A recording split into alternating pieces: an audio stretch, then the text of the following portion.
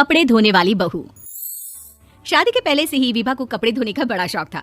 कभी नल के नीचे तो कभी तालाब के पास। अरे मेरी नीली वाली लुंगी नहीं दिख रही है।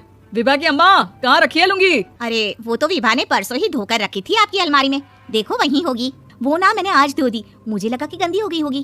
अरे कैसे गंदी हो गई थी? उसे तो मैंने पहना भी नहीं। हे भगवान, इस लड़की के कपड़े धोने की आदत से परेशान हो गया हूँ मैं।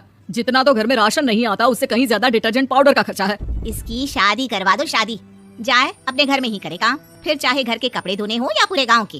हाँ ठीक बोल रही हूँ, देखता हूँ मैं कोई लड़का। वो दिन भी आ जाता है जब विभा को देखने लड़के वाले आ जाते हैं। लड़की मुझे अच्छी लगी।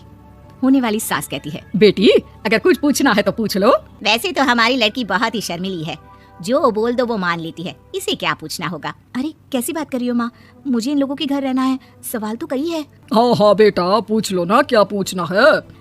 आप लोगों के घर कपड़े कौन धोता है? सास का मुंह बन जाता है। देखो अगर तुम ये कहना चाहती हो कि तुम्हें कपड़े धोने नहीं आते तो सुन लो, कपड़े मैं ही धोती हूँ, लेकिन तुम्हारे आ जाने के बाद मैं रुमाल तक नहीं धोऊंगी। अरे चुप रहना भाग्यवान, बहू बेचारी घर आई नहीं, उसे डराना शुरू कर दिया। वो क्या है ना बिटिया, अभी तक तो ये कल्लू की माँ ही धोती थी, लेकिन अब तुम्हारे पापा तो दहेज में वॉशिंग मशीन देंगे ही। तभी विभा की माँ बोल पड़ती है, सवाल भी पूछा तो क्या। वैसे भाई साहब, मशीन की तो फिर भी कपड़े धोने की कैपेसिटी होती है, मतलब जो बिटिया दे रहे हैं ना विभा, इसे कपड़े धोने का बहुत शौक है। ये आप लोगों के क्या आस पड़ोस गांव मोहल्ले सबके कपड़े धो दे और उफ तक ना करे। बाहर देखा नहीं आपने कितने कपड़े सूख रहे हैं? सब हमारी बिटिया ने ही तो धोए हैं। बस भी करो ना माँ, शर्म आ रही है इतनी तारीफ सुनकर। और तो और एक दाग निकाल कर दिखाओ तो मान जाओ। हाँ अच्छा अच्छा, माफ करना बेटा, मैंने गलत समझा, हमें तो रिश्ता बहुत पसंद है। और ऐसे जुड़ जाता है रिश्ता कपड़े धोने का शौक रखने वाली विभा का। उसकी शादी हो जाती है कोयला फैक्ट्री में काम करने वाले कल्लू के साथ। शादी के बाद अचानक विभा चिल्लाती हुई सास के पास आती है, सासू माँ, अरे सासू माँ कहाँ है आप? ये तो धोखा है, धोखा दिया आप लोगों ने मुझे। इस ससुर के चक्कर के बारे में पता चल गया। अरे तो उसमें तुझे क्यों धोखा मिला है? अरे नल में पानी नहीं आता, कपड़े कैसे कब धुलेंगे? अच्छा अच्छा, तू पानी नहीं आ रहा उसकी बात कर रही है? तो आपने क्या सोचा? कुछ नहीं। अच्छा तेरी माँ ने कहा था कि कपड़े धोने का शौक है, तुझे याद आया मुझे। शौक शौक बोलकर कपड़े धोने वाले मेरे जुनून को कम ना आके सासू माँ, कपड़ा धोना मेरा गुरूर है। तभी पति भी वहाँ आ जाता है। अभी अभी मैंने इसे सनी देओल की फिल्म दिखाई है, उसी के डायलॉग मार रही है माँ। अच्छा सुन, साफ साफ बता रही हूँ, पानी सुबह 4 से 6 और शाम को 10 से 12 आता है, समझी? विभा टाइमिंग सुनकर हैरान हो जाती है। ये क्या भूतों का मोहल्ला है? सुबह 4 बजे उठकर कौन कपड़े धोता है? 4 बजे टंकी में पानी जाता है, फिर सारा दिन धोना ना, किसने मना किया? अरे कैसी बात कर रही है? 200 लीटर की टंकी में कितने कपड़े धो लूंगी मैं? सुबह ही उठ जाऊंगी मैं। अब क्या था, विभा सुबह 4 से लेकर रात के 12 बजे तक कपड़े ही धोती रहती। एक रोज सास पड़ोस से निकलकर कहीं जा रही होती है कि साथ वाली कहती है, हाँ कल्लू की माँ, जरा ये बताओ कि 2 साड़ी है, 2 ब्लाउज और एक पेटीकोट और एक नाड़ी वाला लंबा कच्चा। हाँ तो? अरे तो क्या, कितना लोगी धुलाई ये बताओ। धोबन दिख रहे हैं हम क्या? हमारे पति सरकारी नौकरी से अभी अभी रिटायर हुए हैं और बेटा सुपरवाइजर है कोयला फैक्ट्री में। धोबन समझ रखा है हमें?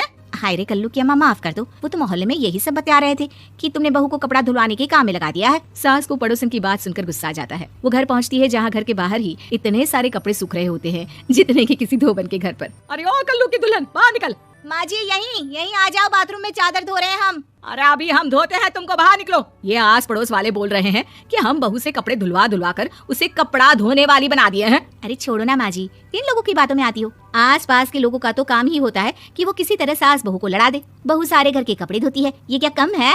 बोलिए। सास को भी लग जाता है कि वो बहू का ये सनकीपन नहीं छुड़वा सकती, इससे अच्छा है कि खुद ही चुप हो जाए। एक रोज सास और बहू मंदिर जाते हैं जहाँ सास की साड़ी वहाँ खड़ी भीख मांगने वाली से मिलती है। माँ जी क्या बात है, आपकी साड़ी उस भिखारन से कितनी मिल रही है ना? हाँ हाँ देखो तो, दोनों की साड़ी मिल रही है। क्या बात है कल्लू की अम्मा, तुम खुद को तो अफसर की बीवी बताती हो और ऐसी सिंपल सी प्लेन साड़ी पहनकर घूमती हो। सिंपल और प्लेन नहीं है ये साड़ी। तो क्या सोने के धागे से फूल बने हैं?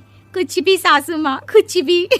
हाँ बने थे इस साड़ी में सोने के धागे से फूल। मेरे पति लेकर आए थे मद्रास से स्पेशली मेरे लिए 10,000 की। ताहे भाई साहब इस भिखारन के लिए भी सेम टू सेम साड़ी लेकर आए होंगे 10,000 की।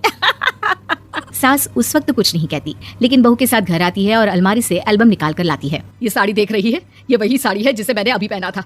इस साड़ी में ये जो चमकदार फूल दिख रहे हैं ना, ये सोने के धागों से काढ़े गए हैं। लेकिन तू लोकल वॉशिंग मशीन ब्रश से घिस घिस कर सारे फूलों को निकाल कर साड़ी प्लेन कर दी। मुझे माफ कर दीजिए सासू माँ। और तो और, जब मैंने तुझे तेरी गलती के लिए कुछ नहीं कहा, लेकिन तूने तो सबके सामने मेरा मजाक ही बना दिया। क्यों? बहू को समझ में आ जाता है कि अब से उसका कपड़े धोना बंद।